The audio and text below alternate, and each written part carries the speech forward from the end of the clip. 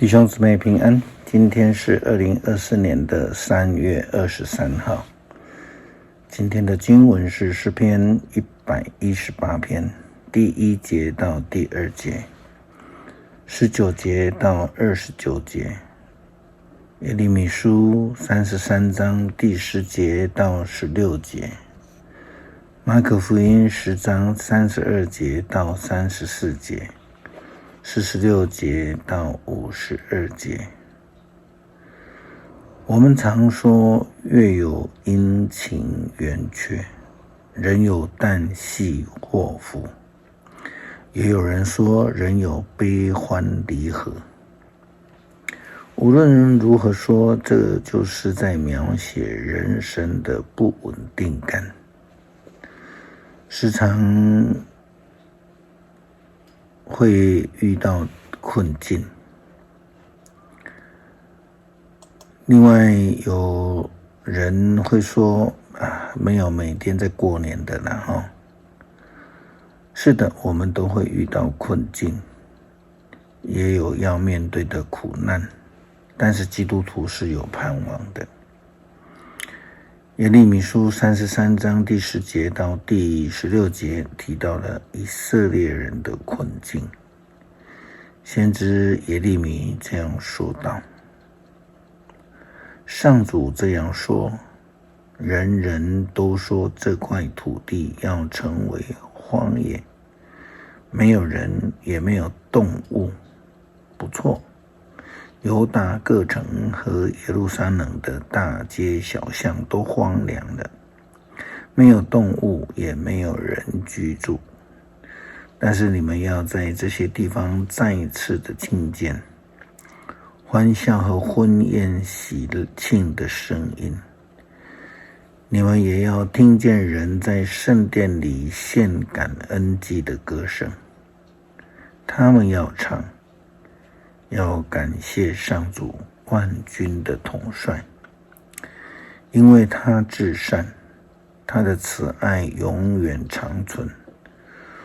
我要让你们回归故土，重整家园。我上主这样宣布了。上主万军的统帅这样说：这块荒废没有人和动物居住的土地将重新出现牧场，牧人在那里牧羊。在山区的乡镇、山路的村庄、犹大南部各地区、便雅悯境内各地区、耶路撒冷周围各村庄和犹大的各城，牧人将再一次的数点他们的羊。我上主这样宣布了。上主说，时候将到，我要实现我对以色列和犹大人民的诺言。那时我要为大卫兴起正义的枝子，他要在这片土地以及公平正义之国。在他统治下，犹大人民将安居乐业，耶路撒冷人享受太平。这城将被称为上主我们的正义。当时的耶路撒冷已经荒废了，因为以色列人背离了上帝，后来就遇到了极大的苦难。但是上帝是怜悯的、赦免施恩的上帝，他应许以色列要再度的欢笑快乐，圣殿中必有献感恩的祭的歌声来出现。耶稣基督的门徒遇见耶稣被捕了，就开始否认。看见耶稣基督被判刑受定死，就都逃离躲藏躲藏了起来，因为他们害怕这样的一个苦难会临到他们。在这样压力之下，他们忘记了耶稣基督所说过的预言，3日内他即将复活。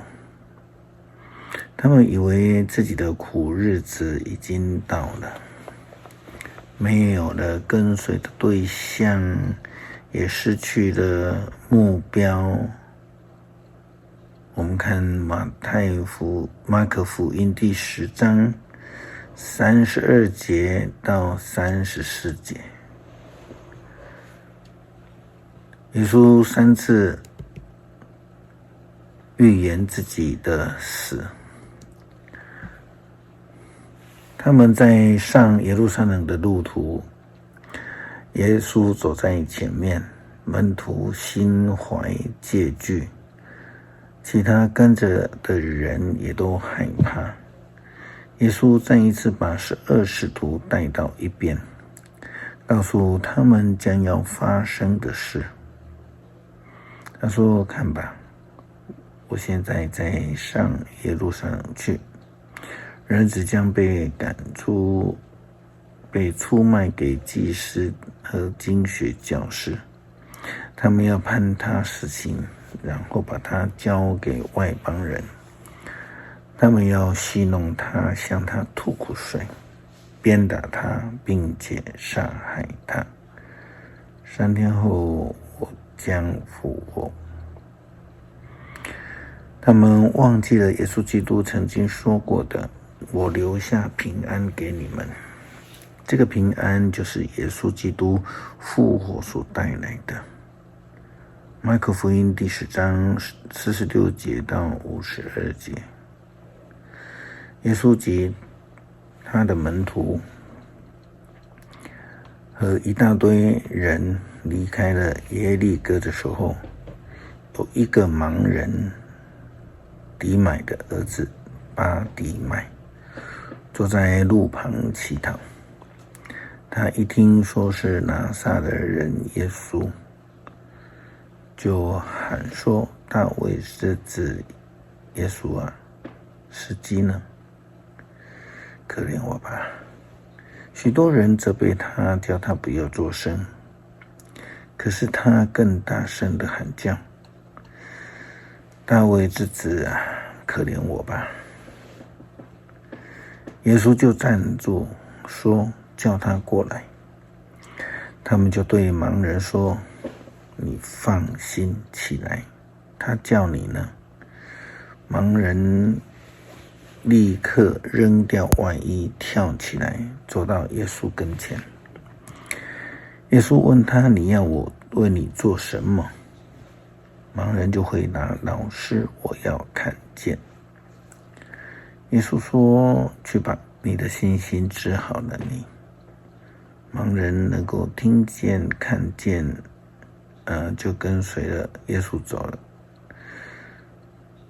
医治是耶稣基督在人的苦难当中所赐下的恩典与平安，是上帝的应许，如同耶稣对那一位瞎眼的人说：去吧，你的信心治好了你。或者应该说，因你的信心，你可以带着平安离开的。因此我们所信的主就是留下平安的主。诗篇118篇第1节到第2节，19节到29节，为胜利感恩祷告。要感谢上主，因他至善，他的慈爱永远长存。愿以色列人说，他的慈爱永远长存。为我开启圣殿的门，我要进去颂赞上主。这门是上帝的门，只有正直的人能够进去。上主啊，我要颂赞你，因为你垂听是我的神。泥水匠所丢弃的这一块石头，已经成为最重要的基石。这是上主的作为，在我们眼中有多么的奇妙！这是上主得胜的日子，我们要欢乐，我们要庆祝。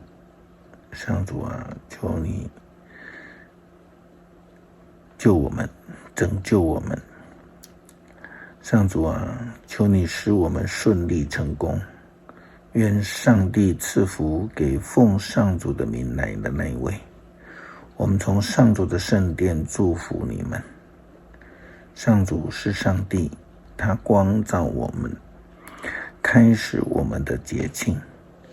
拿起树枝，向着祭坛行进吧。你是我的上帝，我感谢你。我的上帝啊，我要宣扬你的伟大，要感谢上主，因他至善，他的慈爱永远长存。感谢主，即使我们会遇到苦难、困境、疾病，仍然可以得到你医治的能力与恩典。求主帮助我们坚定信心，依靠你得胜，得到属天的平安。感谢祷告，奉主耶稣基督的名求，阿们。